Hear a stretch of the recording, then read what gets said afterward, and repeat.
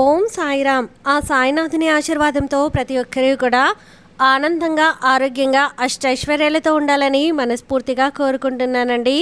అనంతకోటి బ్రహ్మాండ నాయక, రాజాధిరాజా, యోగిరాజా, పరబ్రహ్మ, శ్రీ సచ్చిదానంద సద్గురు సాయినాథ్ మహారాజుకి జై. ఈరోజు బాబాగారు మన కోసం అందించినటువంటి సందేశం ఏంటి అంటే, తల్లి నీ మనసు పొలకించే శుభవార్త చెప్తాను, కాదు అనకుండా వినమ్మా అని చెప్పి బాబాగారు అయితే అంటున్నారండి.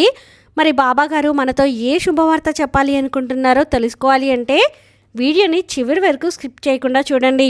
మన ఛానల్ని ఫస్ట్ టైం చూస్తున్న వాళ్ళైతే సబ్స్క్రైబ్ చేసుకుని పక్కనే ఉన్న బెల్ ఐకాన్ని క్లిక్ చేయడం అస్సలు మర్చిపోద్దండి.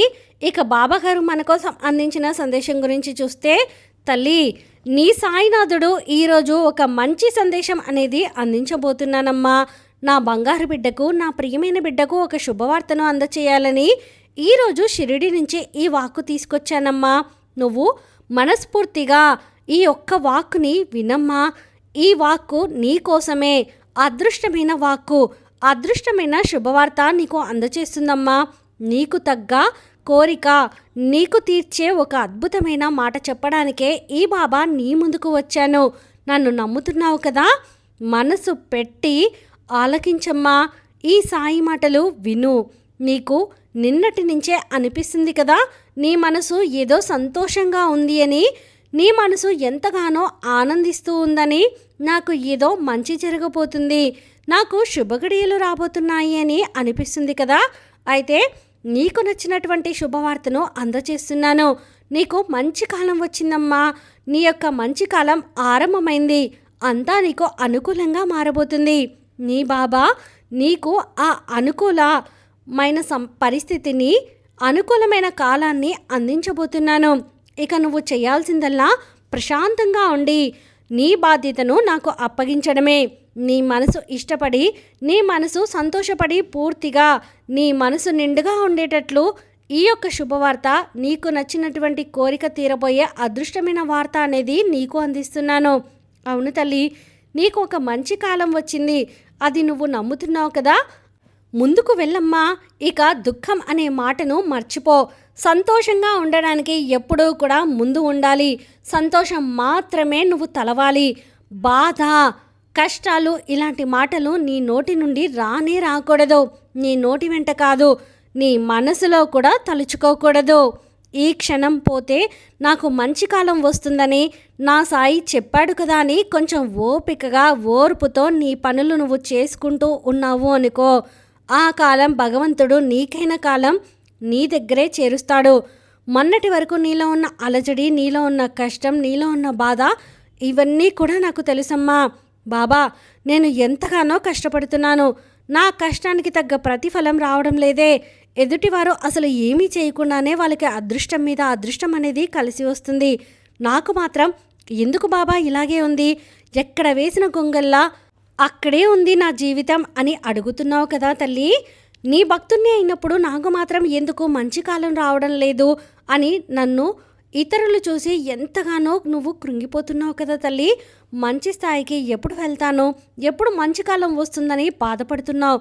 కానీ నువ్వు అలా బాధపడడం తప్పు అనను, కానీ వాళ్ళను చూసి నువ్వు కుళ్ళుకుంటున్నావు అని కూడా అనను. నీ మనసు అలా కోరుకుంటుంది, కానీ అది తాత్కాలికమే మాత్రమే తల్లి. నీకైనా కాలం వచ్చినప్పుడు ఆ అదృష్టం నిన్ను వరించక మానుతుందని చెప్పు. తప్పకుండా వరిస్తుంది. నీ కోరికలు తప్పకుండా తీరే యోగం అనేది వస్తుంది.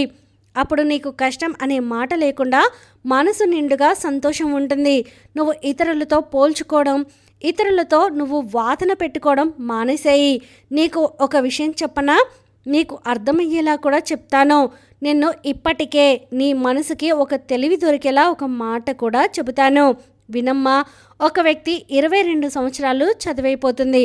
వెంటనే 23వ సంవత్సరంలోకి అడుగు పెడతారు. పెట్టిన వెంటనే ఉద్యోగం మంచిగా వస్తుంది. ఆ మంచి ఉద్యోగానికి తగ్గ జీతం అనేది ఆ వ్యక్తికి చిన్న మొత్తంగానే జీతం అనేది వస్తూ ఉంటుంది. కానీ ఎన్నో తలకి ఇంకొక వ్యక్తికి 25 సంవత్సరాలు అయినా కూడా ఇంకా ఉద్యోగం రాదు.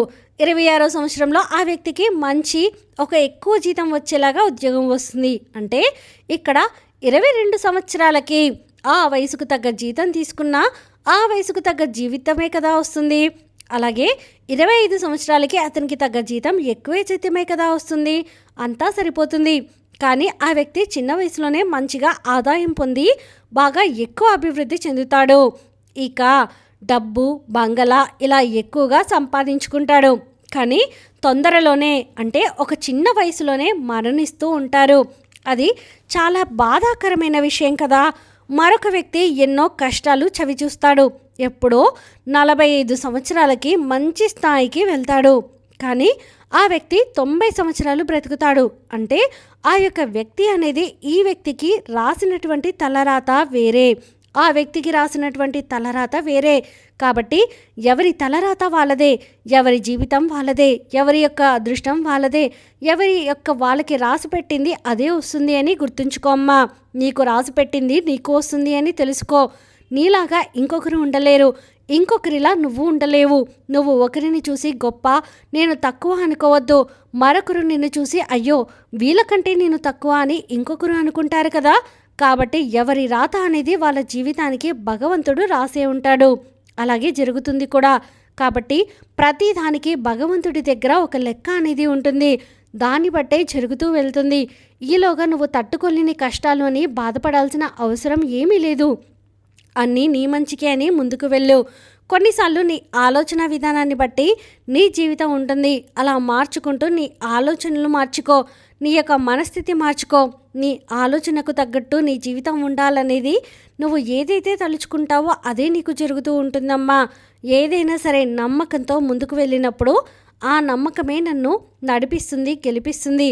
జరుగుతుందా లేదా అని నువ్వు ఆందోళన పడుతూ, అనుమానపడుతూ, సందేహిస్తూ ఉంటే ఆ ఆందోళనే నీకు అది జరగకుండా చేస్తుంది. తల్లి, అలా కాకుండా ఇది నాకు ఖచ్చితంగా వచ్చే తీరుతుంది, నా జీవితం బాగుంటుంది అని గట్టిగా నమ్మావా అనుకో, తప్పకుండా నీ జీవితం అద్భుతంగా ఉంటుంది. ఎవరి జీవితం వాళ్ళది అయినప్పుడు నీలో మార్పు రావాలి, కానీ ఇంకొకరి మార్పు అనేది నువ్వు ఎదురు చూడకూడదు. మరొక విషయం ఏంటో తెలుసా అమ్మా, నువ్వు ఎప్పుడైనా సరే ఏదైనా సరే చేయాలి అనుకున్నప్పుడు దాన్ని నీకు అనుకూలంగా మాత్రమే ఆలోచించు. ముందు నువ్వు మార్పులకి భగవంతుడు కూడా నీకు జీవితాన్ని మారుస్తాడు. వాళ్ళకి వీళ్ళకి ఎలాగో తెలియదు, కానీ నీకు మాత్రం ఖచ్చితంగా నువ్వు అనుకున్నది జరుగుతుంది. ఎందుకంటే నువ్వు ఈ సాయి ప్రియమైన బిడ్డవు, ఈ సాయికి ఇష్టమైన వ్యక్తివి, ఈ సాయికి ప్రియమైన భక్తునివి. నీకు ఏం కావాలో ఈ తండ్రికి తెలియదా చెప్పు? నా భక్తుని ఎలా కాపాడుకోవాలో నాకు బాగా తెలుసమ్మా. ఎక్కడ సాయి అనే నామం వినిపిస్తుందో 7 సముద్రాలు దాటి అయినా సరే నా బిడ్డల్ని నేను రక్షించుకుంటూ ఉంటాను. ఈ విషయం నువ్వు ఎన్నోసార్లు నేను ప్రత్యక్షంగా చెప్పాను, చూశావు. కానీ నీ యొక్క లైఫ్ అనేది ఎన్నో అద్భుతాలను నేను కల్పించి ఉన్నాను. ఆందోళన పరిస్థితుల్లో కూడా, సంకట స్థితి పరిస్థితుల్లో కూడా ఉన్న నీ మనస్తృప్తికి ఆ యొక్క ఆపద నుంచి గట్టెక్కిస్తాను. నా బాబా అని చెప్పి నువ్వు నమ్ముతున్నావు. అలాంటప్పుడు ఇప్పుడు మాత్రం ఎందుకమ్మా ఇంత ఆందోళన? వదిలిపెట్టి నమ్మకాన్ని పెంచుకో, ఓర్పు నీలో మరింత పెంచుకో. తల్లి, ఓర్పు, పట్టుదల ఎక్కడైతే ఉంటాయో అక్కడ గెలుపు అనేది ఉంటుంది. అంతేకాని శ్రద్ధ, సబూరి అనేది నీకు అందించే ఈ సాయే కదా. ఆ శ్రద్ధ, సబూరి నువ్వు పట్టుకున్నప్పుడు ఈ బాబా కూడా నీతోనే ఉంటాడు.